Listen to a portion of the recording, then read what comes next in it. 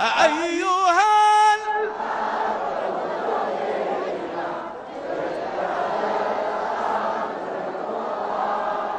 جئت شام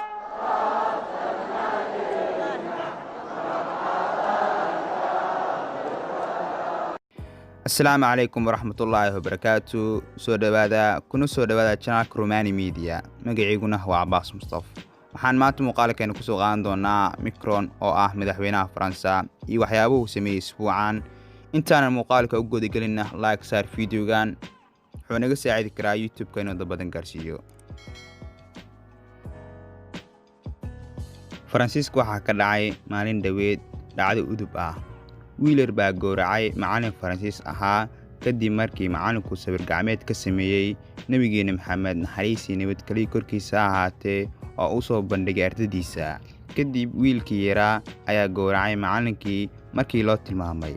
Isla markiiba booliiska Faransiiska ayaa toogtay.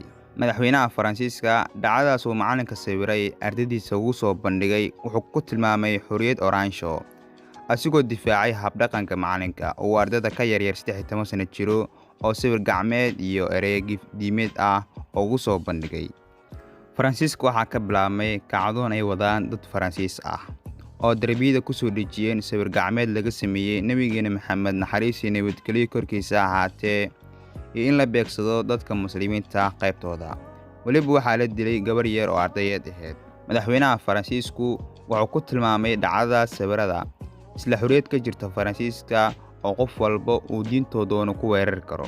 Erdogan oo ka hadlay dhacdadaas ayaa ku tilmaamay Macron qof aan tixgelin xorriyadda diimaha iyo kala duwanaanshaha uuna abuurayo nacayb islaamka ka dhanka ah. wuxuuna uu sheegay inuu u baahan yahay daaweyn dhimirka ah. hadalkaas dowladda Faransiiska way ka caroodeen. wuxuuna uu Macron u yeeray safiirka Ankara u fadhiya. waxaa xusid mudan in Macron uu yiri xorriyadda hadalku waa lama huraan. haddana asigu ayaa diiday in wax laga sheego balse uu ogolaanayo in aaminaaddan oo ummadeed la weeraro. xorriyadda hadalku waa lama huraan. sidoo kale waa lama huraan xorriyadda aaminaaddu oo waa dembi in diinteed lagu faquuqo ama lagu aflagaadeeyo iyada iyo wixii aaminsantaaba.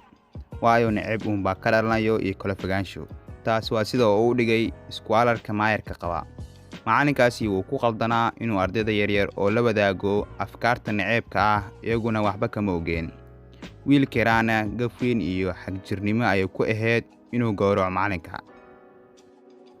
waxaana ugu wacnaa naceebka dhex yaal labada shakhsi ee xorriyadda. ayaantan dambe waxaa la soo warinayaa in dalka Faransa uu ku soo laabtay caabuqa coronavirus. qayb ka mid ah shirkadaha ugu muhiimsan ee Faransa dhaqaalihiisu oo ku tiirsan yahay laga yaabo inaan maalin walba adeegsano.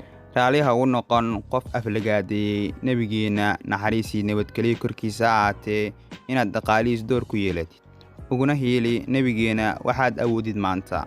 laga yaabay beri markii aynu la kulanno inaan ku dhahno nabi allow maalintii ay isku dayeen inay maqaamkaaga aflagaadeeyaan waxaan kugu difaacnay wixii aan awoodnay ee tabarteena ahayd oo dhan.